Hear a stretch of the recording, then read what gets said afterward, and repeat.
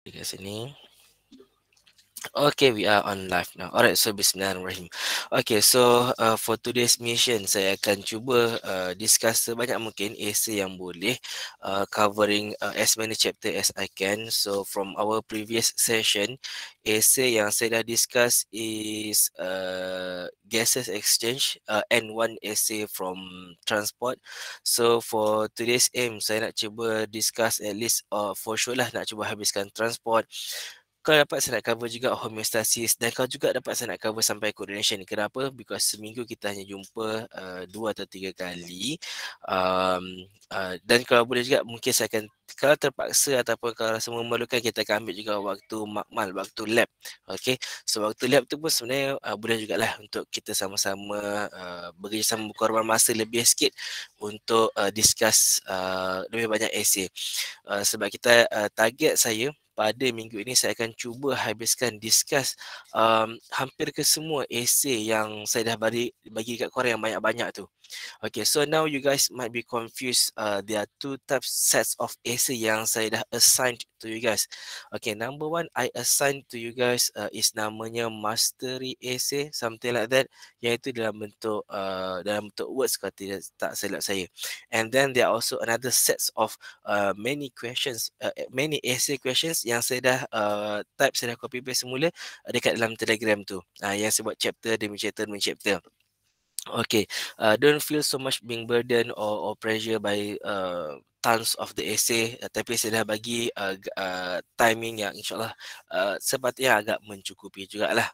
Okay, so untuk essay yang mastering essay tu, yang dalam bentuk dalam bentuk words tu, itu kita akan discuss selepas raya, target dia. Okay, so bila target siapkan lepas raya, bincang lepas raya, tapi perlu disiapkan terlebih dahulu pada Jumaat ini. Pada minggu sebelum raya lah. So nanti bila raya korang boleh tenang sikit. And so that masa raya tu korang nak buat apa? Korang ada masa bosan-bosan sambil menunggu orang datang rumah, sambil kau tengah beraya dengan member ke apa semua kan. Sambil-sambil lah boleh jawab essay yang saya assign yang banyak-banyak tu, chapters by chapters. So saya akan cuba hasil. Saya akan cuba bincangkan chapters tu lepas ni, lepas gases, lepas tu transport, lepas tu homeo, lepas tu coordination, lepas tu immunity, baru saya akan patah balik ke belakang, start dengan ecology, variation, biocat, cellular respiration dan finish up with photosynthesis. So itu adalah target saya. Okay, Ikuan, tadi what was your question originally yang saya need to share kepada semua? Repeat sir, sorry. Apa soalan yang kau tanya tadi yang saya akan share kepada semua? Format paper macam tu ya, okay. So format paper maksud saya kalau jawab essay, adakah kita akan jawab the whole essay like 12 marks, 14 marks, 10 okay. marks dalam satu masa ataupun separately? Okay, faham. Okay, before saya bagi saya jawab soalan Iko tadi, soalan essay yang saya bagi latihan tu, yang saya tak banyak-banyak tu, betul markah dia per 12, per 10, per 8, per 9, per 10, banyak. Okay, first and foremost is that InsyaAllah in your exam nanti tak akan keluar markahnya sebanyak macam tu. Saya rasa paling banyak dia boleh kuat, boleh bagi korang pun 8. Itu boleh tinggi juga. Sebab apa? Remember, saya kan nanti saya akan bagi juga, and saya dah sebut juga pada sesi yang lepas, marks allocation ni. Marks allocation untuk setiap chapter. Contoh chapter tu ekologi hanya ada 11.9 markah, hanya ada 12 markah. Takkan nak bagi satu essay saja bernilai 12 markah? Biasanya tak buat macam tu lah. Paling kuat pun dia bagi essay contohnya 4 markah, 4 markah. Dah 8 kan. Lepas tu mungkin soalan structure. Ataupun dia boleh bagi satu soalan essay 8 markah, baki 4 markah tu adalah soalan structure. So itu adalah bayangannya. Okey, dan dia juga tidak akan melebihi daripada yang marks allocated. Contohnya untuk gases exchange, markah yang diperuntukkan hanyalah 6 markah. So daripada 6 markah tu dia takkan bagi soalan essay 8 markah. So tak akan berlaku macam tu. So itu apa yang korang kena faham lah. Dari segi bentuk soalan, korang nak tanya saya, okay, sekarang saya menjawab soalan Ikhwan, adakah dia akan ada satu section mana? Section essay. Tak, dulu formatnya ada macam tu. Maksudnya bahagian A, bahagian depan soalan structure sahaja semua. Bahagian B ada 5 essay, daripada 5 essay tu korang pilih untuk jawab 3. So dia ada pilihan-pilihan macam tu. Sekarang ni dia tak ada pilihan. Apa yang ada dekat dalam muka depan kau tu, dekat depan muka tu, korang kena jawab semuanya sekali. So itu adalah yang format papernya lah. Dan again, kalau kamu tanya saya, setiap soalan daripada chapter tu sampai chapter 11 akan ada essay ke ataupun semua structure ke? Memang tidak tahu. Pernah berlaku satu sesi tu soalan dia chapter tu sampai chapter 11 semua hanyalah structure, tak keluar essay langsung. Nak kata rezeki ke, nak kata bala ke, tak tahulah. Sebab bila seorang structure ni dia punya tak bagus ni, dia tanya macam-macam soalan. Kalau yang soalan essay ni tak bagus ni, satu soalan markah besar tak dapat jawab. Memang pengsan lah. Okey, bukan korang je pengsan, kami pensyarah pun pengsan, ketakutan dengan korang. Okey. Dia pernah juga sampai satu masa tu dia keluar banyak sangat essay. Lepas tu soalan structure dia sikit sahaja. So kita orang punya hunch, kita orang punya macam feeling lah, this time dia orang akan bagi banyak sangat essay. Kita orang menjangkakan mungkin setiap soalan tu 60% ke 70% tu adalah essay. Maksudnya contoh kalau soalan tu bernilai 12 markah, kita rasa 8 markah tu adalah 8 markah essay, soalan essay. Bukan maksud satu, tak semestinya satu kena buat 8 markah, mungkin 4. Markah yang 4 yang ke atas tu dah kita panggil sebagai short essay lah. Even untuk soalan yang bernilai 6 markah pun mungkin dia akan buat 4 markah soalan essay, 2 soalan structure. Boleh jadi macam tu juga. So sebab itulah kita orang saya ubah plan. Kalau korang perasan, asalnya saya nak hanya membincangkan banyak knowledge booster, iaitu soalan structure. So saya dah minta korang untuk hantar semua knowledge booster tersebut dalam Jamboard. Tetapi memandangkan bila kita orang kira tolak campur mungkin banyak essay dan korang kurang pendedahan essay, saya ubah strategi terus. Sebab tu saya mula terus beralih banyak kepada essay. So apa yang korang dah hantar jawapan dekat dalam Jamboard, yang soalan structure korang tu, jangan risau. Saya akan tengok secara sepintas habis, saya akan verify korang dah hantar dan sebagainya. There is no point of cheating here because remember, the one that you're going to cheat is not me. I'm not the one who be in your debt. You are the one in your debt yourself. Hutang sendiri. You are the one not fooling me. You are trying to fool your future. It is always you are owing your future. You are always be responsible for your future, bukannya kepada saya. Sebab nanti korang tahu lah, if you try to fool me, I'm not going to I'm not going to be de-benefit from something. It is you yourself. Masa depan kau bila kau tak dapat jawab dalam exam nanti. Okay. So dan saya nak cakap jugalah, sebenarnya untuk soalan saya tak pernah pun cakap kalau korang untuk tak boleh tak tiru jawapan kawan. Boleh saja. Dan bukan juga saya kata fully menggalakkan. Tapi saya tidak kisah sebenarnya kalau korang salin jawapan korang. Tetapi sebaik-baiknya, saya nak share sikit tips belajar kat sini. Saya tahu kerja yang saya bagi tu banyak. Mungkin awal dulu masa SEM 1 saya pernah cakap sebenarnya, kalau kerja tu banyak, tak semestinya korang buat semuanya. Korang buat sebahagian, korang boleh agih-agihkan, lepas tu bincang dengan kawan. Dengan cara itu korang akan dapat jawab dengan cepat. Contohnya korang kumpul dalam 5 orang, seorang buat 2 essay. So yang lain tu salin sahaja semula, tetapi kalau tak faham, minta kawan tu terangkan. Nampak? Macam tu dah cara sebenarnya korang bekerja. Apa yang penting saya nak korang siapkan. Nanti korang akan tertanya saya, sini betul ke kita orang akan dapat belajar dan boleh dapat A dengan hanya menyalin kerja kawan? Pada saya, daripada kau cuba buat seorang-seorang lambat, hanya dapat siapkan 3 essay dan korang meniru dengan pemahaman. Meniru dengan pemahaman tu masa korang faham daripada jawapan korang. Sebab kau tanya member kau tu, bro, apa benda kau tulis ni? Apa kau tulis aku tak faham. Nanti dia akan terangkan. Kau dapatkan 10 essay. Itu adalah lebih baik daripada hanya dapat 3 essay sahaja. Okay. So kat situ kita dah mula susun sikitlah kebijaksanaan kita. Okay. Pada saya juga pun, kalau katalah kau jenis penumpang paling malas jugalah, kau tak ambil pemahaman langsung, kau hanya salin bulat-bulat daripada kawan kau tu, tak ada typo pun kau tulis typo. Kau saya, at least sekurang-kurangnya kau pernah experience untuk meluahkan, menulis, menyalin tersebut. Itu pun satu learning yang paling basic juga. So pada saya tidak risau sangat lah. Okey, dan saya kat sini saya tak kisah langsung untuk korang berkongsi jawapan korang. Cuma saya nak kisah masa PSPM nanti, of course lah korang tak boleh nak share jawapan. Okey. Apa lagi? So berkenaan dengan format paper, saya rasa saya dah cakap. So do expect, kalau soalan structure tu macam knowledge booster, kalau soalan essay macam yang kita akan buat. Okey, penulisan jawapan bagi soalan essay. Rules number 1. always write in paragraph. So nak buat berapa paragraph, terpulanglah kepada markah soalan tersebut dan juga maksud saya tu kau boleh asingkan paragraf-paragraf tu ikut konten-konten dia.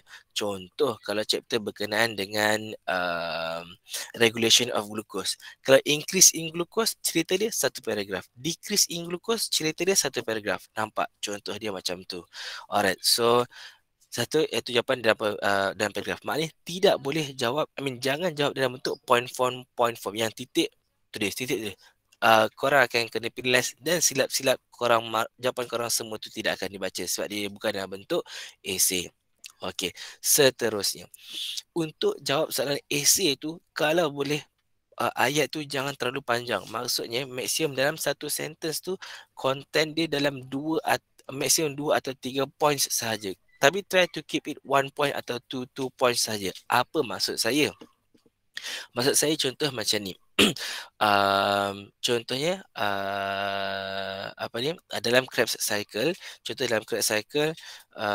citrate ditukarkan kepada isocitrate. So information pertama, markah pertama ialah apa tukar kepada apa. Citrate is converted to isocitrate. Dalam satu ayat itu ada satu markah. Tapi apa maksud dalam satu ayat ada dua markah? Citrate is converted into isocitrate by the process of isomerization. So ada dua markah dalam satu ayat dekat situ. Okey, saya cakap tadi maksimum satu ayat tu kau boleh dua markah saja. Kenapa? So that kalau satu ayat tu ada point yang salah, so korang punya ayat tu macam ni, kau hanya terkorban dua markah sahaja. Keadaan ini boleh berlaku di mana contohnya macam sekali is citrate converted to isocitrate through the process of dehydration. Dah salah. So seolah kalau saya jahat satu ayat tu saya boleh terus tutup semua terus sebab ayat tu adalah ayat yang salah. So berapa markah kau rugi? 2. So untuk jalan selamat, cara yang terbaik adalah citrate is converted to isocitrate. Full stop. The process is known atau by isomerization. Full stop. Gitu. Alright. Crime yang seterusnya. The biggest crime in essay question adalah menjawab dalam bentuk table. Menjawab dalam bentuk jadual. Jangan dalam bentuk jadual. Kita dah banyak kali and kita rasa kalau kita rasa sebagai pemeriksa, kita orang sangat suka untuk cari jawapan yang dalam bentuk table. Sebab apa? Kami akan buat garis daripada atas ke bawah, tulis kat bawah tu kosong. Sebab apa? Ini bukan esei, ini adalah table. Senang, jimat. Next question. Tak payah nak pening kepada, tak payah nak baca. Ingat the biggest crime adalah jawab dalam esei. Nanti kalau ada satu masa nanti saya akan share jawapan ini dalam bentuk soft copy ni pada hujung nanti, mungkin dalam 2-3 hari lagi nak semua korang PSPM. Dalam jawapan ni ada ditulis dalam bentuk table. Boleh je pun dalam jawapan ni bentuk table. Korang jangan silap. Ini hanyalah dalam bentuk jawapan untuk membantu korang untuk fahamkan. Bukannya dalam jawapan yang sebenar. Yang ini pun dia dalam bentuk point form. Sebelah sini macam ni kan. Okay, so tujuannya hanyalah untuk bagi korang faham sahaja. So penulisan esei, jawapan esei sebenar mesti dalam bentuk esei. Alright, so saya rasa saya dah bincang dengan cukup lah berkenaan dengan dengan format tersebut. Okay, so seterusnya insyaAllah bismillahirrahmanirrahim kita akan bincang soalan gases sudah. So transport. Okay, wait, mana transport ni? Gases. Kau nampak skrin yang saya share ni kan? Nampak skrin ni? Sekarang transport. Nampak sir. Okay, so nampak sir. Alright, Gam. So yang ni saya dah bincangkan dalam esei yang dalam sesi jam yang sebelum ini pada minggu lepas. Yang ni saya dah bincangkan. So sekarang ni saya akan sambung dengan soalan ini. Okay, soalan ni berbunyi macam ni. Explain the pathway. Sebelum tu sebenarnya saya nak untuk next session saya nak minta juga korang mesti dah cuba dulu soalan esei ni sebelum masuk ke dalam kelas dalam perbincangan Google Meet ni lah. Okay. So soalan ni berbunyi, explain the pathway of water being transported from surrounding soil to the root vascular system in plants. Okay, markah dia ada 10. Kalau soalan tu nak bagi adjust, nak bagi 5 markah, okay, mungkin dia boleh cakap kat situ only focusing kepada apoplas pathway. Contoh, nampak sebab kat sini ada 3 cara kan, apoplas, simplas dan juga transmembrane pathway. So kalau dia nak bagi ngelat, nak bagi soalan tu markah yang pendek, mungkin dia akan bagi hanya sebahagian apa yang perlu dibincangkan sahaja. Okey. So ini harap korang boleh bayangkan konten soalan ini. Maksud konten ni adalah dalam chapter yang kita chapter transport ni, korang kena ingat air macam mana air nak masuk daripada tanah pergi sampai ke dalam vascular dia, iaitu xylem and phloem. Yang sebelum ni saya kita ceritakan maknanya air akan masuk sebabkan ada high concentration. Lepas tu bila dah masuk dia akan fall daripada satu sel sampai ke dalam sekali, sampailah sekali. Lepas tu kita kena bincang juga maksudnya daripada satu sel ni macam mana cara dia pindah, apoplas ke, simplas ke, transmembrane. Itu pun perlu dibincangkan juga. Okay, so korang nanti boleh tengoklah dekat slide tu sendiri. Slide chapter 8 itu yang slide-nya berupa bentuk begini. Wait. No, not this yet. Wait. Yang ini. So ini adalah diagram dia. Daripada soal ni macam mana air boleh masuk sampai ke xylem vessel. Okay, so dalam nota kuliah ni pun korang dah ada jugalah dia punya content tu. So saya tak risaulah. Okay, so jawapan dia ini macam ni. The cell sap. Okay, cell sap ni maknanya adalah in root cell, maknanya cecair dekat dalam root cell itu contains high concentration of dissolved nutrients, sugar, minerals, which reduces the water potential. Okay, berkenaan dengan water potential, saya dah bagi tahu sebelum ni. Okay, and tolong gunakan perkataan water potential. Jangan gunakan perkataan pekat, cair, pekat, cair. No, perkataan itu tidak diterima. Don't use the word is concentrated, less concentrated. Tidak diterima. We use only the term sama ada dua sahaja. You boleh gunakan term water potential ataupun osmotic pressure. Tapi saya prefer saya lebih prefer untuk korang guna perkataan water potential. Kenapa? Dia lebih mudah dan lebih untuk senang korang faham lah. So apa itu water potential? Kalau saya terjemah dalam bahasa pasar dia adalah potensi air. Apakah potensi air? Kena ingat contoh macam saya buat analogi sebelum ni kan. Contoh korang contoh daripada hose, daripada pipe air tu. Kalau air tu cair, kalau kita munculkan air tu laju je, so dia berpotensi lebih kuat lah. Ataupun kalau cecair tu cair, kita letak atas permukaan, kita sengitkan permukaan tersebut, air tu senang je berpotensi tinggi untuk bergerak. Okey. Tetapi kalau madu, contoh bukan madu bermadu, madu honey tu, honey bukan nama panggil girlfriend kau honey juga, bukan. Honey tu is very thick, very viscous, very low water potential. So kalau letak stick, very low potensi dia untuk bergerak. So itu adalah low water potential. Okey. So tengok ayat dekat sini. Sekarang ni kita kena faham vacuole ataupun sel dekat dalam akar itu dia ada banyak concentration of dissolved nutrient, gula, sugars, mineral, ion. So bila ada banyak benda yang larut dekat dalam air tersebut, air itu adalah bersifat lebih pekat. But don't use the word pekat or cair, use the word reduces the water potential. Sebab makin pekat, makin kuranglah potensi dia untuk bergerak. Reduces water potential. Okay, saya harap korang pegang betul perkataan ni. So water potential in the roots is lower than water potential of soil. So water is drawn by osmosis. Please use this term because this is where the marks comes from, osmosis.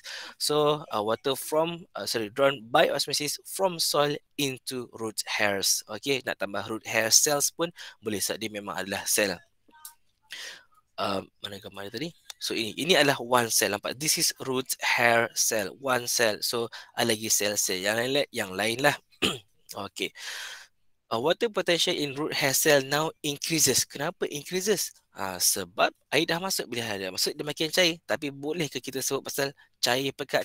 No, we use the term water potential increase ataupun becomes higher than the neighboring cortex. Apa neighboring cortex ni? Jiran-jiran dia. Jiran neighbor cortex ni, bila air dah masuk dalam dia, jadi cair berbanding dengan neighboring cortex. Okay, so water will diffuses by osmosis to the cortex. So maknanya air tu akan masuk ke cortex ni pula by osmosis. Pasal apa? Sebab ini lebih lower water potential compared to the neighboring cortex cell. Okay. Ayat yang korang perlu gunakan seterusnya adalah water potential gradient. Here is the keyword. Water potential gradient is formed, terbentuk between the neighboring cortex of neighboring cortex cell, neighboring cortex cells, root hair cells, and the endodermis cell. Apa maksud ayat dia kat sini? Dia nak cakap, so potensi gradient potential tu akan terbentuk daripada epidermis, cortex sampailah ke bahagian endodermis dalam sekali. Bermaksud, apa maksud gradient tu tercipta? Sebab ini adalah cair, sederhana cair, pekat lagi kat dalam. Itu maksud gradient tersebut. Kenapa boleh terbentuk? Sebab bila air masuk sini, lower potential. Ini sederhana water potential. Ini lebih tinggi water potential. Sorry, saya tersilap. Bila air masuk, lower water potential. Ini intermediate. Yang ini bila air masuk, puasa. Bila air masuk, high water potential. So ini medium. Yang last kali tu low water potential. Sebab apa? Dia lebih pekat lah berbanding dengan ni. Sebab air masuk kat sini, ni kurang air, so dia lebih pekat. So air akan lebih masuk ke dalam. Macam itulah. Itulah maksudnya gradient. Absorption of water occurs continuously, berterusan. Water will go through cortex via apoplast, symplast and transmembrane pathways. So ini korang menyatakanlah senarai dia. So kalau soalan korang, untuk korang mungkinlah dia boleh hanya tanya untuk explain, terangkan salah satu ini sahaja.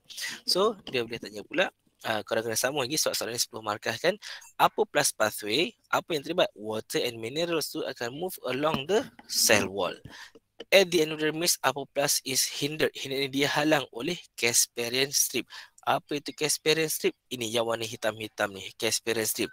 Dia ni diperbuat daripada suberin, sejenis wax. So air tak boleh nak masuk yang warna merah ni kan, dia lalu dekat ni. Bila sampai kat sini tak boleh nak lalu dekat situ. So dia kena masuk ke dalam sel. Okay, so mana tadi?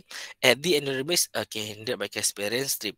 Water movement daripada apoplast then continues via symplast and transmembrane pathway.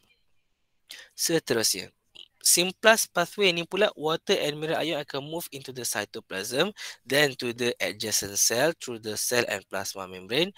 Lepas tu melalui plasmodesmata. Apa itu plasmodesmata? Ini lubang-lubang antara satu sel dengan satu sel tu, itu adalah plasmodesmata. Okay. And then kemudian melalui tonoplast. Tonoplast tu yang ni kita actually boleh skip lah, tak ada masalah lah. Yang ni hanya berkenaan dengan vacuole sahaja. Okay. Berkenaan dengan vacuole dan juga cell wall. Then to the adjacent cell through the cell wall and plasma membrane, the movement of water via the symplast and transmembrane pathway will continue until it reach the xylem, sampai ke xylem.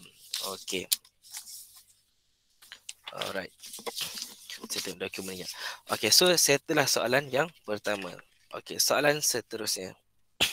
Okay, discuss the uptake of minerals and water in vascular plant.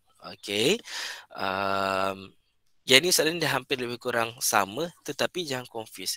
Yang ni dia tanya uptake of mineral in vascular plant. Maksudnya vascular, macam mana dia boleh sampai air itu ke bahagian-bahagian lain tumbuhan. So ini slide dia adalah berkenaan dengan yang bukan ini. Wait. Yang ini, transpiration cohesion tension mechanism. So maknanya secara transpiration, okay, semua tu prosesnya akan berlaku lah. Okay, sebelum tu saya nak saya stop pula. Sebelum tu saya nak tanya, Faikah ada tak? Faikah? Ada sir. Okay, Faikah, apa maksud perkataan transpiration ya? Apa yang you faham pasal transpiration?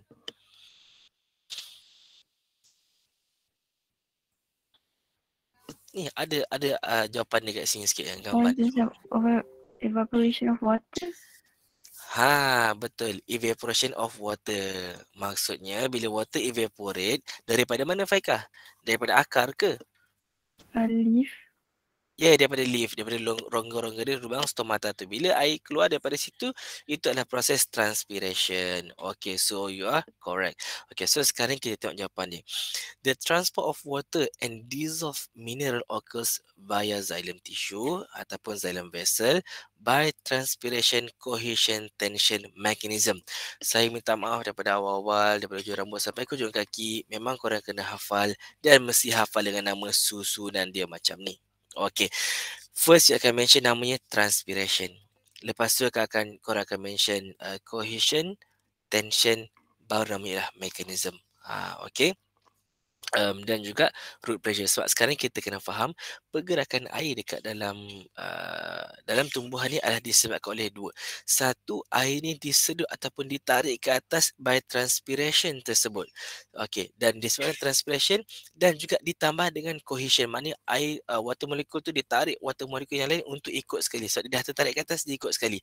So itulah transpiration, cohesion, tension mechanism secara quick detail, secara quick summary.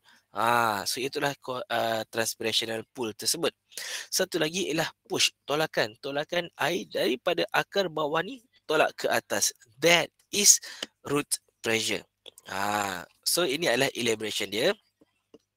Water evaporates out from stomata at the leaves to the atmosphere by transpiration. So ini adalah pasal transpiration.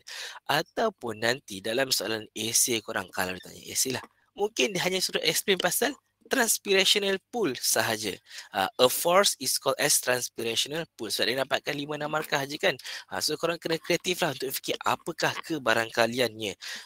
Ni chapter apa saya tanya transport. Transport ada 6 markah. So daripada transport 6 markah ni, kalau nak tanya essay juga, mungkin dia boleh tanya ini, tapi dia hanya ambil 4 markah saja ke? Macam tu kan. So a force is called as transpirational pool is created and more water is continuously pulled into the mesophyll cells to replace the loss of water. Apa itu mesophyll cell? Kita tengok dekat sini, ni kan daun, dekat dalam daun ni ada rongga-rongga dekat ruang mesophyll cell ni. Itulah maksud dia. Transpiration puts the xylem under tension from the leaves to the root tips. Maksudnya daripada daun sampai ke root tips tu dia creates a tension. Apa tension? Tension macam seolah sedutan tersebut. Maknanya bila air dah hilang, so dia akan tension untuk pull more ke atas kan. Lowering the water potential in the root xylem and pulling water from the soil. Apa maksud lowering water potential in the root xylem? Lah kan air tu dah bergerak ke atas. So apa yang tinggal dekat akar? Dah kurang air. Bila akar kurang air, so pekat ke cair? So kalau pekat sebab air dah tak ada kan, jadilah water potentialnya tinggi ke rendah? Low. Because kenapa low? Sebab dia pekat, dia tak ada nak bergerak. Low sahaja. Okay. Alright. And pulling water from the soil. So menyebabkan dia ambil air daripada soil. Cohesion of water due to the hydrogen bonds between the water molecules help in pulling, tarik pula, a column of sap without separation of water. Okay, maksudnya column of sap ni column of water tadi tu dah. Okay, sebelum saya terlupa, cara nanti untuk apa yang saya nak korang buat lagi selepas ni adalah, okay, saya dah bagi soalan dan dalam video ni saya dah bagi jawapan. Jangan terus tidur, jangan terus biar, tinggalkan macam tu. Satu benda yang korang kena buat adalah, mungkin saya terlupa untuk mention sebelum ni, adalah lengkapkan esainya. Jawapan dah ada dah dekat depan ni. Hanya perlu salin semula saja. Kalau korang nak komen dekat saya, so banyaknya kerja kita orang. Maths bagi 3 juta kerja. Kimia bagi 1 juta kerja. Lepas tu Maths SOM bagi lagi 2 juta kerja. Lepas tu belum sempat buat 2 juta, Maths bagi 6 juta kerja lagi. So korang keeps on complaining. So there is no way that you can complain. Bio ni dia memang sangat baik. So bio ni dia adalah bio kan, memahami, is study about human being, about living. So I do understand you guys better. So jawapan saya dah bagi. Cuma apa yang saya nak korang buat adalah tukarkan jawapan dalam bentuk essay yang sebenar. Tulis semula. Apa yang saya tak nak korang buat adalah copy and paste. No, that's not how you do that. Kalau macam tu, saya just bagi photostat je korang untuk buat macam tu. Tak nak. Apa yang saya nak korang buat adalah, berdasarkan ayat-ayat semua ni, tulis semula dalam ayat korang yang lebih mudah tetapi poin dia tak hilang. So itu adalah level pembelajaran yang saya nak sebenarnya. Nanti bila saya nak tengok jawapan esei korang tu adalah dalam bentuk bahasa korang. Sebab saya akan boleh tahu ini adalah bahasa aras dia agak tinggi juga. Bahasa ialah bahasa skema buku kan. Bila student tulis, ayat dia akan berbeza. Tetapi yang penting point dia sama.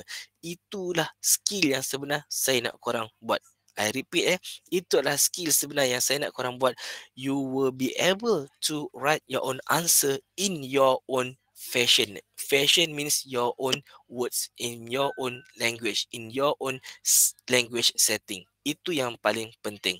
If you nak tanya saya, sir, kita orang tulis je asal dia copy paste kat sini, malas lah. No, you akan membuang masa. Sebab nanti bila dalam exam sebenar, ini soalan ni kita rasa bincang hari tu dah. Rugi aku tak hafal. No, siapa suruh korang hafal? Ini bukan Al-Quran untuk korang suruh hafal ayat by ayat. Okay, even Al-Quran bukan tak hafal ayat by ayat, apatah lagi ni korang hafal. The transport of water dissolve. Maksud itu kerja bodoh untuk cuba hafal. Saya cakap terus terang, is kerja bodoh untuk you hafal bit by bit of this. But what you should be doing is understand bit by bit and transfer in your own words. Itu yang saya nak korang buat sebenarnya. Okay, so let me continue. Alright. So adhesion is the attraction force between water molecules with the hydrophilic walls of the xylem cell. Ini bermaksudnya dekat sini. Okay, so dia nak cakap kat sini kan. So cohesion of water molecule ni disebabkan oleh hydrogen bonding and disebabkan dia punya wall dia ni yang bersifat hydrophilic, yang suka air. Ni. Mana tadi hydrophilic? Hilang dah. Ni hydrophilic walls. Okay. It helps the xylem cell rising against gravity. Itu menyebabkan xylem cell itu untuk naik melawan gravity. The very small diameter of the tracheids, disebabkan small diameter, okay, exposes large proportion of the water to the hydrophilic wall. If you tak boleh able explain panjang-panjang ni, at least you mention due to the small diameter of tracheids, dah cukup untuk membantu untuk korang mendapatkan markah. Okay. At night, when transpiration is very low, the root cells still pump mineral ions. Okay, the accumulation of the minerals ion into the steel lowers the water potential. Ini adalah simbol kepada water potential. And ini bukan simbol yang sebenar, ni dia typo sebab dia tak ada simbol yang lengkap dekat dalam ni. Dia simbol psi macam trident of Ursula. Trident of Poseidon ni apa? Yang macam bentuk garfu tiga tu. And water move from the surrounding cells, root cells into the xylem. The difference of water potential between the soil. Tengok dekat sini cara nak tulis penulisan simbol ataupun short form. Mula-mula dia akan tulis water potential dalam kurungan simbolnya. Ini bukan simbol yang sebenar. Lepas tu baru dia akan gunakan simbol tu terus dalam penulisan dia. Tak boleh terus-terus short form. Alright, so between the soil causes the water move into the root by osmosis. The accumulation of water in root tissue generates a root pressure that forces fluid up the xylem. Okay, so pengumpulan air ni lah untuk masukkan dalam xylem. Okay, next question number 7. Dapat ke berapa ni? 249. Ada apa? Okay, next saya boleh pergi ke homeostasis. Ngam lah. Next soalan ni ditanya pasal discuss the pressure flow hypothesis of sugar translocation in phloem. Okey, kalau tadi kita dah bincang pasal pergerakan air, macam mana air dibawa masuk daripada soil pergi ke dalam roots, daripada roots masuk pergi ke stem of the xylem, and then pergi ke leaf melalui transpiration dan sebagainya. So sekarang kita nak tanya pula macam mana sucrose ditransport daripada daun pergi ke bahagian yang lain of tumbuhan tersebut. So itulah yang kita akan bincangkan berkenaan ini pasal root pressure ini. Translocation. Okay, translocation of sucrose. Okay, so translocation of sucrose ni basically ini dia gambar dia. Kita tahu ini adalah source dia, which is the leaf cell yang ada proses, yang buat proses photosynthesis daripada leaf untuk dihasilkan sucrose tersebut. Okay.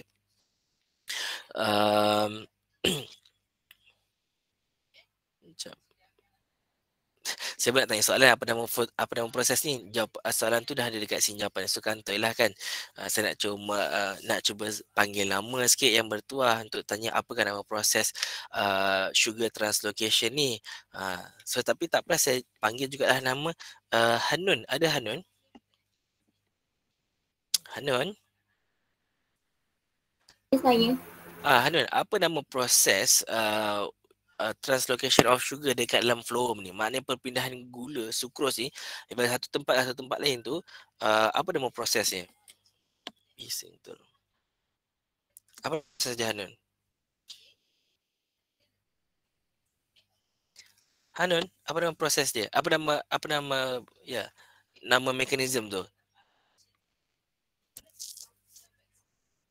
Hanun, are you still there? Hanun? Dah hilang pula ke? Hanun? Hanun?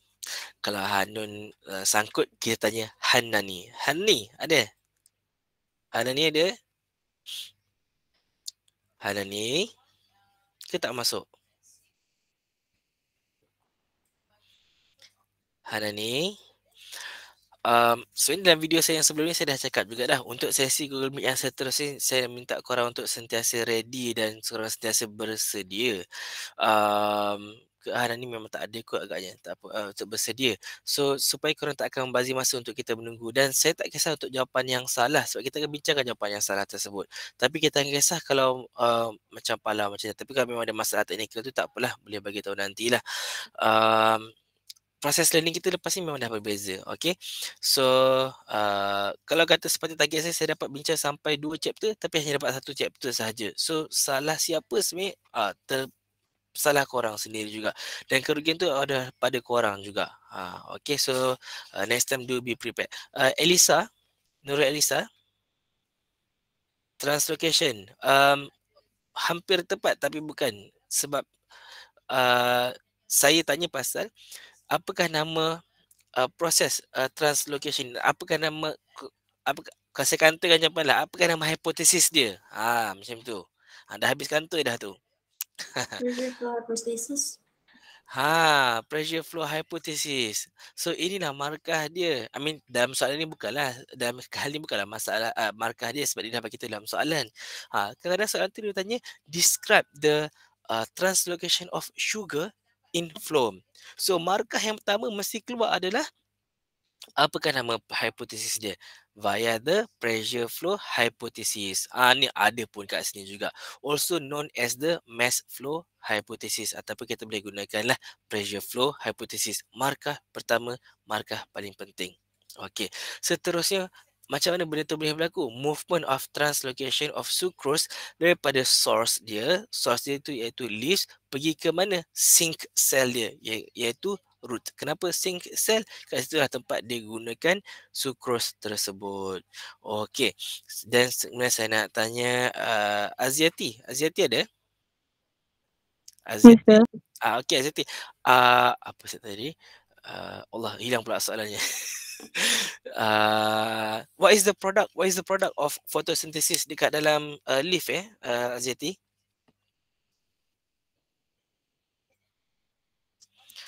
Fotosintesis dekat dalam leaf tu dihasilkan apa? Dihasilkan maltose ke? Dihasilkan fruktos ke?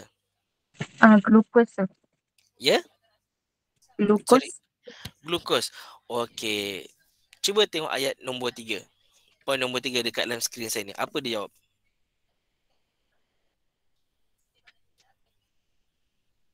Hati-hati, apa jawapan dia? Ayat nombor 3. Sucrose. So jawapannya adalah Sucrose. Sucrose. Yeah, always gunakan sucrose. Sucrose is manufactured in mesophyll cell.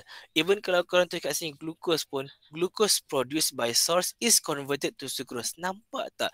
Dia highlightkan perkataan sucrose dekat sini. Maksudnya without the word sucrose, you tak akan dapat markah. If you just mention glucose, tak dapat markah. Okay. So sucrose is transported by active transport. Okay. So active transport daripada sel apa pergi ke sel apa? Saya nak tanya Irfan. Irfan ada tak? Bukan Ikhwan Irfan. Irfan.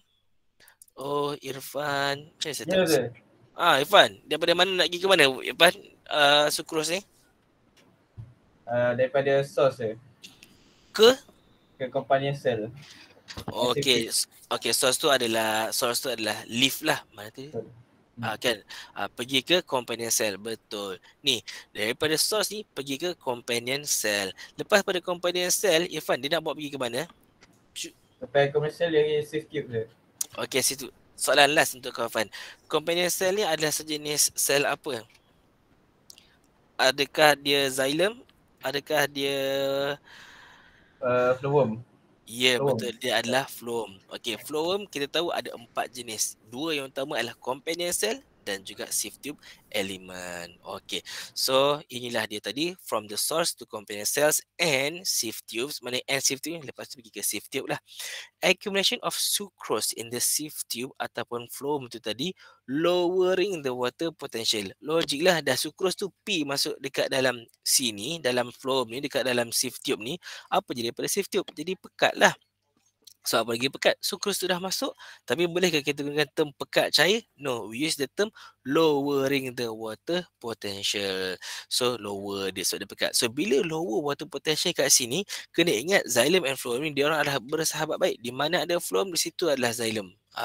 So xylem ni bawa apa? Xylem ni bawa air. Dan kena ingat juga xylem ni dinding-dinding ni ada banyak lubang-lubang tau. So jangan fikir, so macam mana air dalam xylem nak pergi keluar, pergi phloem? Kan dia ni macam satu straw. Tidak, xylem ni tepi-tepi dia tu, dinding tu berlubang-lubang. So air boleh masuk daripada diffuse, bukan masuk daripada xylem pergi ke phloem by osmosis. So kita tengok ayat dekat sini. Therefore, water from xylem enter the sieve tube by osmosis. Kau tengok sini, dia pergi highlight perkataan osmosis. Remember what does that means? Without the word osmosis, no mark. Tak ada markah. And this will create high hydrostatic pressure ataupun turgor pressure in the sieve tube. Apa maksud hydrostatic pressure? Tekanan air. Kenapa ada tekanan air? Sebab air tu mencurah-curah. Bukan mencurah, laju masuk ke dalam phloem. So it creates the hydrostatic pressure dekat sini. Okay, so sucrose then is used up in roots ataupun less sucrose in root. Maknanya dia nak cakap next pointnya adalah, okay, dekat root, dekat akar ni ataupun dekat sink cell. Tak semestinya akar atau sink cell ni, dia boleh jadi juga buah-buahan. Sebab dekat dalam buah-buahan, sebab tu buah-buahan tu manis. Sebab glukosnya digunakan di situ. Sukrosnya digunakan dekat tu, disimpan dekat situ. Tapi dalam kes akar ni lebih jelas lah. Dia akan pakai sucrose tu, okay, untuk buat proses active transport dan sebagainya. So sucrose dekat situ banyak ke sikit? Dia jadilah sikit. Bila sucrose tu sikit, apa akan jadi? Sucrose from sieve tube ataupun phloem cell is unloaded into the root cell ataupun sink cell by active transport dan juga diffusion. Dua-dua itu berlaku. So dekat sini active transport pun dia pindahkan sucrose pergi masuk dalam, daripada companion cell pergi masuk dalam sink cell. Passive transport pun berlaku juga supaya sucrose ini digunakan oleh sink cell ini. Alright, and then water potential. Okay, saya nak tanya Zufar. Oh, Zufar ada? Zufar? Tak ada, sir. Oh ya, dia WhatsApp saya, dia message saya. Nak tanya Aina Surfina. Aina. Yes, sir. Ya, jangan baru tengok ke macam beli berapa makan je tu. Aina, saya nak tanyalah, bila now sekarang ni sucrose dah masuk ke dalam sink cell, apa jadi pada water potential of the xylem, of the phloem dekat kawasan sini Water potential dia jadi high ke low, Aina?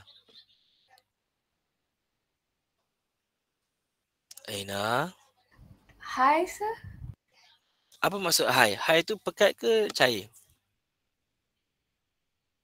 Saya tak kata betul atau salah, saya tanya je. Water potential, kalau kita cakap water potential tu high, maknanya cair tu pekat ke cair? Aina? Cair, sir. Cair, betul. Kenapa cair? Sebab tengoklah sini logik dia. jawapan tu betul lah, which is high water potential dekat sini sebab sukrose dah buat pergi sana, so sini jadi cair lah. Okay, so kita tengok jawapan dekat sini. Water potential in the sieve tube atau phloem akan menjadi increases. Okay, kenapa diffuse? Sebab water diffuse out from sieve tube into the xylem balik by osmosis. So bila water potential kat sini jadi tinggi, dia akan masuk balik ke dalam xylem, dipulangkan semua ke dalam xylem. Okay. Okay, therefore create low hydrostatic pressure in the sieve tube.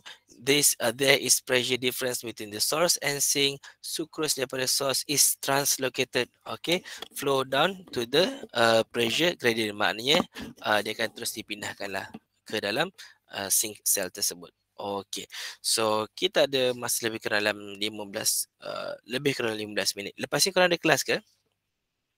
Tak ada kan? Harap tak ada kot, insyaAllah.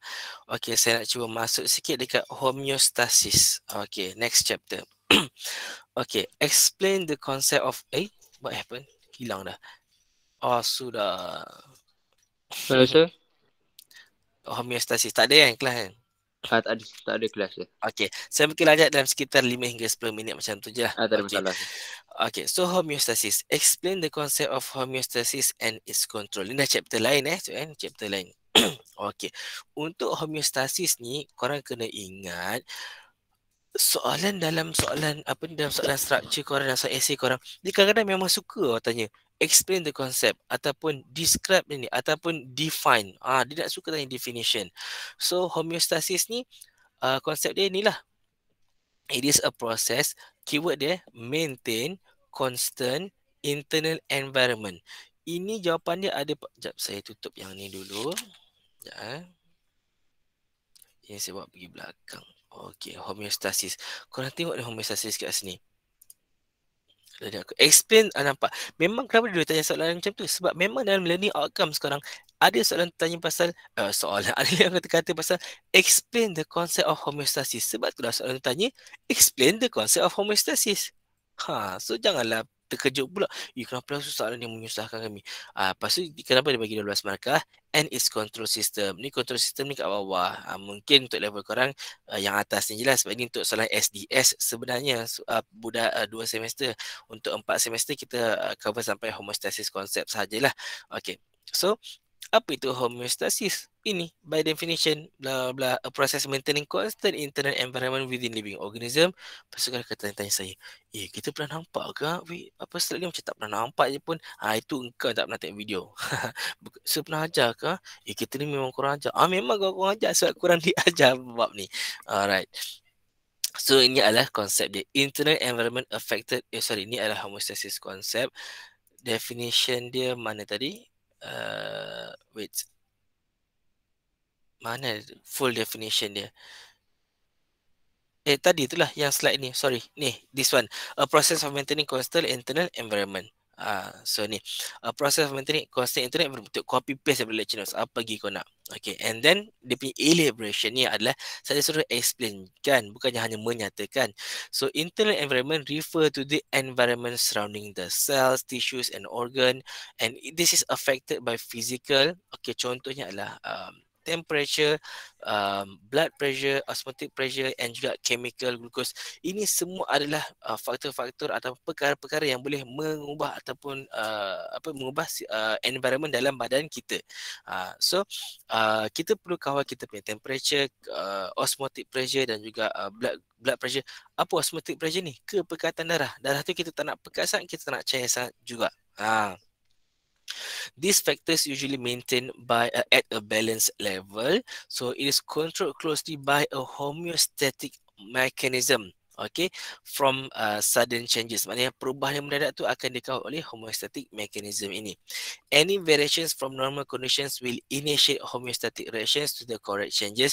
Maknanya nak cakap sini, any variation from normal condition, maknanya kepelbagaian lain ataupun perubahan lain daripada situasi yang normal akan akan memulakan homeostatic reaction untuk betulkan semula changes ini. So ngam lah perkataan homeostasis ini adalah untuk maintain internal maintaining a constant internal environment. Maksudnya dalam kita kalau suhu kita 36.9, nak maintain 36.9 je. Masuk dekat aircon suhu 25, kita akan menggigil. Contohnya, itu adalah correction changes tersebut. This enable organisms to live in different habitats with a wider range of environmental conditions. So orang dekat England pun boleh hidup suhu sejuk, orang dekat Malaysia yang suhu panas pun boleh hidup juga, tak ada masalah. Okey, berkenaan homeostatic control system ni saya tak nak sentuh sangat, tapi dari segi konsep asas dia simple je. Input ataupun information atau stimulus itu dalam bentuk fizikal ataupun chemical mesti detected by receptor. So maknanya any perubahan tersebut mesti detected by receptor. Contohnya lah perubahan gelap dan terang pun itu pun detected by receptor, which is dalam mata korang. And this will be sent to the control center, iaitu the brain. Control center akan coordinate a control ataupun output dia menghasilkan stimulus. This will trigger the action that will correct, perubahan yang perlu dihasilkan lah. Dan effector carry out the information of corrective mechanism. Mana contoh macam nampak orang baling pisau kat kau nampak? So detected by receptor dekat dalam mata. So brain proses nak buat apa? Elak ataupun nak terima je pisau tu. Okay, lepas tu effector tu kalau kata elak, so then you akan elak. You akan gerak lah. Okay, so through negative feedback mechanism. Perkataan negative feedback mechanism ni adalah sangat penting. Okay, to restore the condition back to the normal level. Next question is about discuss the regulation of blood glucose level. Dalam maintain regulation ni, korang akan always guna perkataan negative feedback mechanism. Apa maksud negative feedback mechanism? Okay, negative feedback mechanism ni dia tak sama macam positive feedback mechanism. Kalau positive feedback mechanism, contoh macam orang nak bersalin, hormon yang dihasilkan tu tak salah oksitosin tu bila dihasilkan untuk untuk menyebabkan more contraction tu kan akan menyebabkan further contraction. Itu adalah positive feedback, maknanya menguatkan lagi stimulus tu. Kalau stimulus ni adalah small contraction, dia akan menyebabkan further contraction. Maknanya dia akan amplify, menguatkan lagi signal tersebut. Okey, faham Kalau negative feedback mechanism mesti berlawanan dengan stimulusnya. Contoh stimulusnya adalah increase in glucose. So apa dia punya corrective mechanism?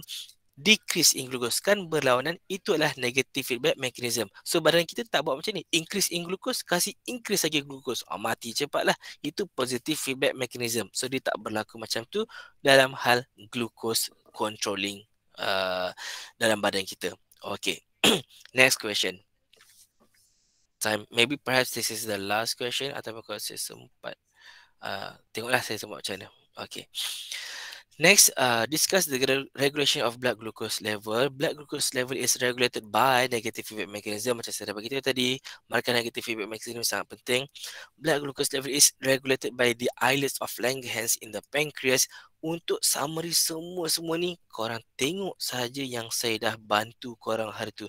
Saya buat sendiri slide ni, yang ini. Tengok saja di sini. So kalau increase in blood glucose level buat apa? Ada beta cells of islets of Langerhans akan release insulin. So korang tengok mesti ada pasal insulin dekat sini. This cell acts as sensor. When blood glucose concentration is high, the beta cells secretes insulin. Nampak? Insulin akan stimulate uptake of glucose from the blood into the body. Dia juga akan menyebabkan converted of glycogen into glucose converted to glycogen dalam muscle cell. Tengok ni, semua ada dekat sini. Lipogenesis, glucose converted ke glycogen, nama dia glycogenesis. So semua dah ada dekat dalam video saya ni dah. So sama ada korang tengok tak tengok je. Okay, excess glucose converted into fat in adipose tissue pun ada kat sini juga. Lipogenesis korang boleh tengok yang lebih besar. So notannya dengan korang sebenarnya, so no worries. Saya tak risau sangat. Okay, the tissues act as effectors, blah blah blah, and when the blood glucose level is low pula, okay, contoh kalau mungkin soalan essay korang mungkin tanya separuh yang atas ni je lah. Okay, when blood glucose is low ataupun namanya hyperglycemia, alpha cell pula akan secrete glucagon. So ni dia. So kalau blood glucose level is low, mana tadi? Kalau blood glucose is decreased low, so alpha cell akan secrete glucagon, so then akan kembali kepada normal lah. Okay, glucagon akan stimulate the conversion of glycogen to glucose. Nama proses itulah glycogenesis. Ni dia glycogenesis, semua yang dekat sini. Okay, ataupun nak buat conversion of amino acid out of fatty acid to glucose, namanya adalah gluconeogenesis, and the blood glucose level rise back to normal. Okay, soalan seterusnya. Briefly describe the general function of nephron and state its main component. Okay, dia nak tanya pasal nephron saja, structure of nephron, apa ada kat dia. Kan nephron ni semuanya ada dekat sini. Bukan. Nephron. Sini. This one. Okay. So inilah dia nak tanya. Apa yang ada pada nephron? Okay. So dia ada glomerulus, dia ada Bowman's capsule, dia ada loop of Henle, proximal distal tubule dan convoluted tubule. So ni water and solids are filtered from blood in nephron. Mana itu nak cakap lah. Itu yang dibuat dekat nephron. So alright. Dalam soalan ni, apa yang ditanya? Okey, kena berhati-hati dengan kehendak soalan. Soalan ini bukan hanya nak tanya pasal structure. Dia bukan suruh explain pasal structure apa yang ada. Dia kata, briefly describe general function, fungsi nephron. So, focus your answer about function. So, water and solids filtered from blood in nephron. So, itu adalah function dia yang general secara umum yang pertama, iaitu untuk tapis filter the solution.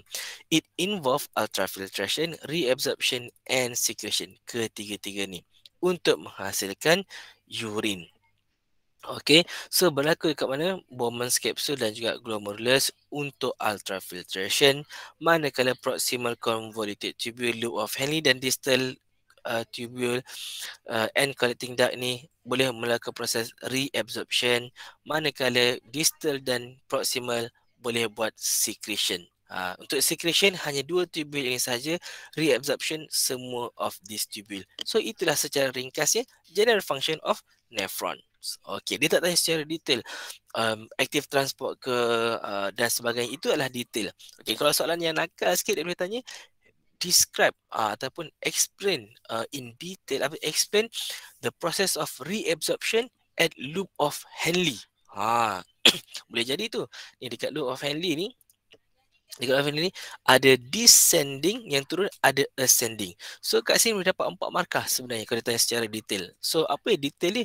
Kalau dekat descending loop of Henle, siapa yang boleh diffuse out, siapa yang tak boleh diffuse out. So yang boleh keluar hanyalah water. Sodium chloride tak boleh.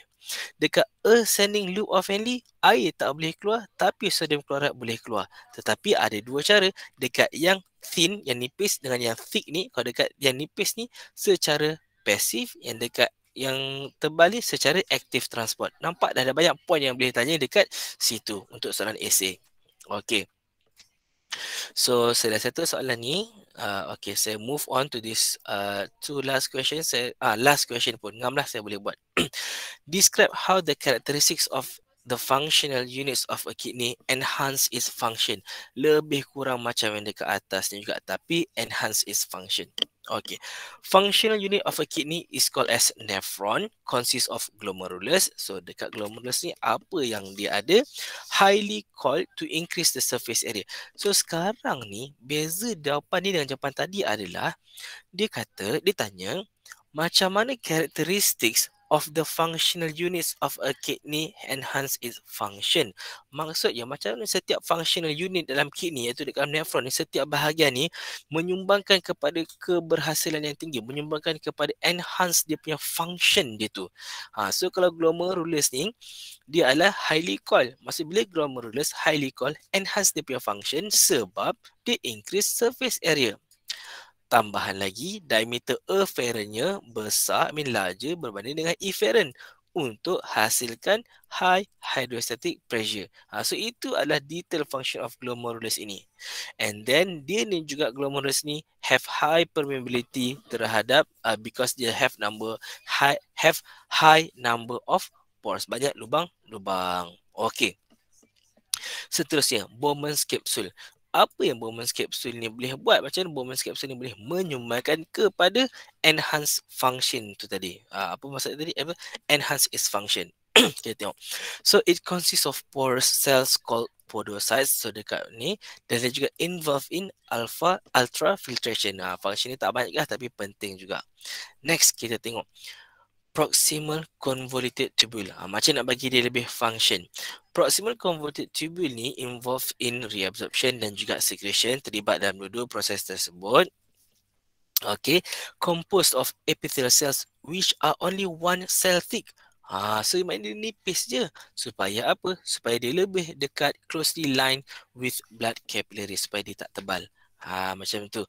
Dia juga adalah highly coiled. Again, to increase the surface area, to enhance its function. Macam soalan ni kata, enhance its function. Mana tadi? Sorry, hilang. Oi, hilang. Oh, ni. Alright. So, composed of epithelial cells, once in this word, highly coiled. Each epithelial cell ni pula, dia rich in mitochondria untuk active transport.